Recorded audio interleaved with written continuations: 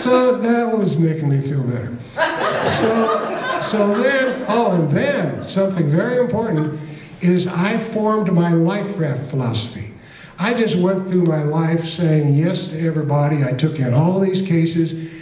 Lawyers would say, meet me at the Lincoln Inn and have a cocktail, and I'd talk about the case and this, that, and the other, thinking they'd refer it, right?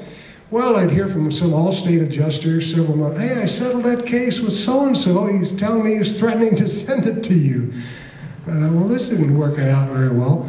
So I thought, if I ever get out of this, I'm going to start saying no to people.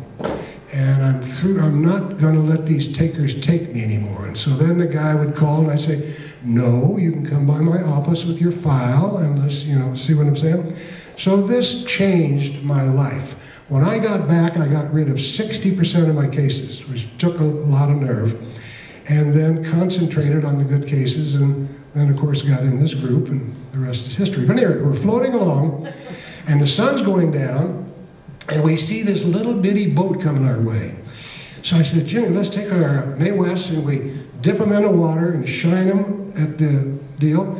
And they come over, and here's this little boat as long as from here to the wall. It looks like the African Queen. The guy's, it's a 2-cycle engine. He's got a wooden branch for a tiller, no compass. There's an old man and a young guy. So I used to be, when I was your age, I was pretty tough. So I said, Jimmy, I'll take the young guy and you take the old guy with a beard, because you don't know what's going to happen to you. And of course, it turns out we were totally wrong. These are the sweetest humans we ever met. But anyway, we get on board, and I'm standing close to the young guy, just seeing what'll happen. And we're saying, take Bimini, take Bimini. Oh, I cheated my way through college Spanish, right? So I couldn't speak any Spanish. So I'm saying, take Bimini. And the guy says, no, Polizza, Polizza. So it turns out they were fishing these langosta that they shouldn't be doing, and they were afraid of getting put in jail. So then we're saying, take Miami, mucho pesos, mucho pesos. So they go up to the front of the boat and they talk and they come back and they say, okay. Now the half-hour trip it took me to get there took 12 hours to get back. Interesting deal. And then one of the funny things is, Horn was a very picky eater, and they had a gimbal stove that they put a bunch of oil in and rice and crap, and they give us, of course I'd puke my guts, right? So I've got a plate full of this, I'm eating like a champ, and Horn I'm watching him, he's picking along.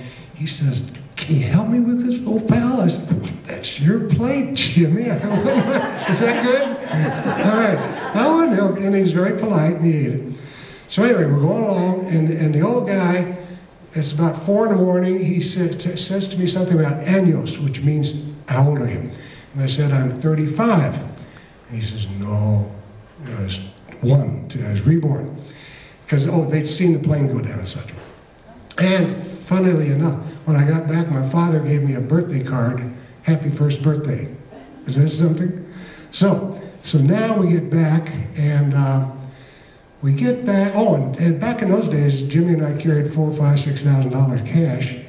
So we get back, we give them all our cash, but $20 each we hold out. And I gave him my gold watch and so on and so on. And one of my friends said later, well, if you're such a smart goddamn lawyer, why didn't you give them that when you got on the boat and not worry that they were going to, so on. So I wasn't too smart. So that was the deal. They did turn us back in. There were a bunch of guys on a chartered flight from Kansas City for the game. We rode back with them, and the rest is history.